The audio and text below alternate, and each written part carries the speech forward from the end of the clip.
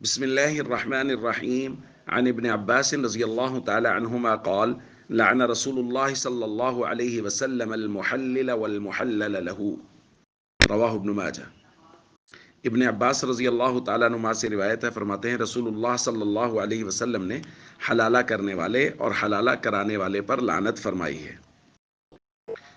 دوستو، اگر کسی آدمی نے اپنی بیوی کو 3 طلاق دے دی ہے تو اب ان دونوں کا آپس میں ایک ساتھ رہنا قطعاً جائز نہیں ہے، سوائے اس ایک صورت کے جس کو قرآن کریم نے بیان کیا ہے۔ قرآن کہتا ہے فَإِن طَلَّقَهَا فَلَا تَحِلُّ لَهُ مِن بَعْدُ حَتَّى تَنكِحَ زَوْجًا غَيْرَهُ۔ اگر شوہر نے 3 طلاق دے دی ہیں، اب اس عورت کے لیے حلال نہیں ہے اس شوہر کے ساتھ رہنا،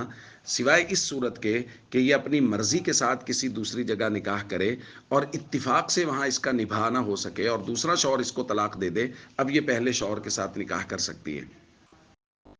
دوستو، یہ ایک صورت ہے، اور اس میں جو فلا تحل کا لفظ ہے اسی سے ہی لفظ حلالہ نکلا ہے کہ اتفاق سے نباہ نہیں ہو سکا اور دوسرے شوہر نے طلاق دے دی تو اب یہ حلال ہو گیا ہے کہ یہ پہلے شوہر کے پاس آ جائے۔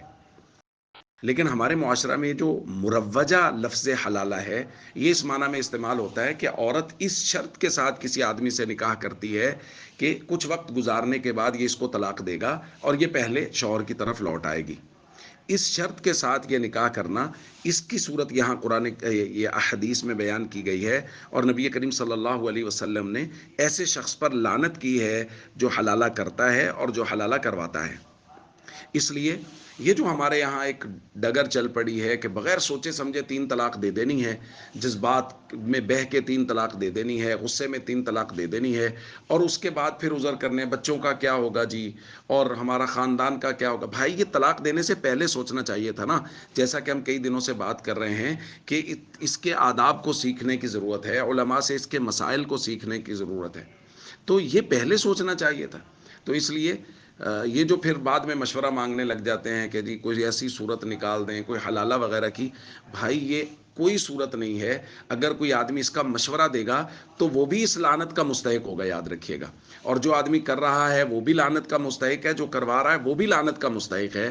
اس لیے یہ بالکل درست نہیں ہے جو ہمارے معاشرے میں چل پڑا ہے کہ ہر دوسرا آدمی اس کا مشورہ مانگ رہا ہے اور تیسرا آدمی اس کا مشورہ دے بھی رہا ہے کہ ایسی کوئی صورت اختیار کر لیں۔ یہ نبی پاک صلی اللہ علیہ وسلم کی طرف سے لعنت کی گئی ہے ایسے شخص پر۔ ہمیں ہر ایسے کام سے بچنا چاہیے جس پر نبی کریم صلی اللہ علیہ وسلم کی ناراضگی ہے، اور خاص طور پہ جس پہ لعنت کی گئی ہے اس سے تو خاص طور پہ بچنا چاہیے۔ السلام علیکم ورحمۃ اللہ وبرکاتہ۔